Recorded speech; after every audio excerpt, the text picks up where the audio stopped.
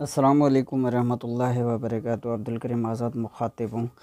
आज हम एक छोटा सा तरीका लेकर हाज़िर हुए हैं जो कि गंधक को मुदब्बर करने का तरीका है। तो गंधक आसानी से कैसे मुदब्बर की जाती है वो तरीका आज हम बताएंगे। इस तरह का छोटा सा बर्तन लेना है जो कि चम्मच सालन वगैरह का या इस तरह का, तो ये चम्मच लेना है और इसके अंदर देसी घी या ज़ैतून का तेल वगैरह इस तरह का कोई भी तेल हो या घी हो वो डाल देना है। थोड़ा सा, बस ज़्यादा नहीं, सिर्फ 1 चम्मच जितना देसी घी या ज़ैतून का ऑयल शामिल करना है और उसके बाद इसको हल्की सी आग पर गरम करना है। बस इतना सा ज़ैतून का, मैंने क्योंकि ज़ैतून का तेल मैं इस्तेमाल कर रहा हूँ, देसी घी इस्तेमाल किया जाए तो वो भी बेहतर है। तो जिसको जो सहूलत लगे उसी हिसाब से शामिल कीजिएगा। ज़ैतून का तेल मुयस्सर हो तो ज़ैतून का तेल, अगर देसी घी गाय का मुयस्सर हो तो देसी घी 1 चम्मच या आधा चम्मच डालकर फिर इसको हल्की आग के ऊपर गरम करना है। याद रहे कि बिल्कुल हल्की आंच पर इसको गरम करना है, इस अंदाज़ के साथ गरम करना है ताकि इसको आग ना लगे।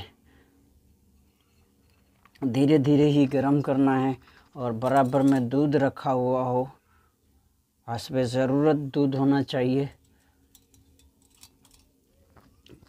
तो दूध के अंदर जैसे ही यहाँ पे ये गंधक गर्म हो जाए तो यहाँ से पिघलती हुई गंधक को दूध में डाल देना है।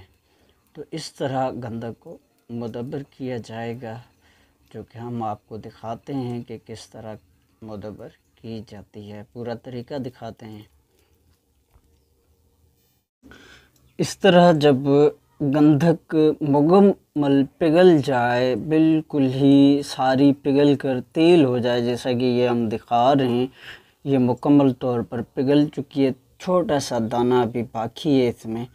तो जब ये मुकम्मल तौर पर पिघल जाए तो उसमें दूध में से अंडेल देनी है। तो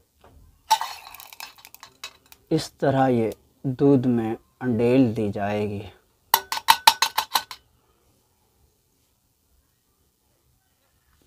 फिर यहाँ से निकाल कर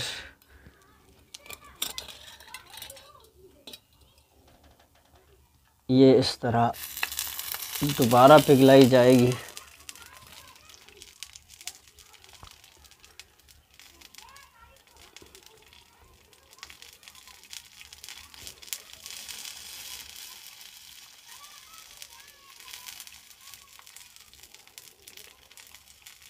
इस तरह 2-3 मरतबा पिघला कर कमोबेश 7 बुझाव दिए जाएं तो ये यहाँ पे मुसफ़ी हो जाती है बेहतरीन। मुसफ़ी करने का मकसद ये होता है कि इसमें से जो गंधक के अंदर मौजूद गर्मी और खुश्की, ख़ास तौर पर खुश्की को कम करना ज़रूरी होता है, क्योंकि इसमें गर्मी के साथ साथ खुश्की पाई जाती है। लिहाजा मुदब्बर करने से एक तो ज़्यादा हरारत, जो इजाफ़ी हरारत होती है, गर्मी होती है, वो भी कम होती है, और साथ साथ जो इसमें खुश्की पाई जाती है, काफ़ी हद तक खुश्की कम हो जाती है। तो मुदब्बर करने से खुराकी तौर पर जब हम इस्तेमाल करेंगे तो इसकी हिद्दत, हरारत, साथ जो खुश्की है वो कम होने से कोई ज़्यादा प्यास या इस तरह का इशू पैदा नहीं होगा, इसलिए इसको मुसफ़ी किया जाता है। ख़ास तौर पे गंधक के अंदर वैसे जो मैदनी, यानी कि जब ये कान कनी से निकलती है तो इसमें से जो चूना की मिक़दार, यानी कि चूने की मिक़दार इसमें ज़्यादा पाई जाती है, इसलिए इसको मुसफ़ी किया जाता है। वैसे तो गंधक जो आंवला सार कहलाती है या अमला सार कहलाती है, ये गंधक तकरीबन काफ़ी हद तक चूने से पाक होती है, मुसफ़ी होती है, लेकिन इसमें खुश्की बदस्तूर मौजूद रहती है, इसलिए इसको मुसफ़ी किया जाता है ताकि इसमें खुश्की और हरारत तो बहुत ही कम होती है इसमें, लेकिन मुदब्बर करने से हरारत के ऊपर कोई ख़ास असर नहीं पड़ता। लिहाजा इसमें जो खुश्की पाई जाती है, खुश्की काफ़ी हद तक इसमें कम हो जाती है, इसलिए इसको मुदब्बर या मुसफ़ी या शुद्ध किया जाता है ताकि खुश्की इसकी कम हो। आपकी दुआओं का तालिब, अब्दुल करीम आज़ाद।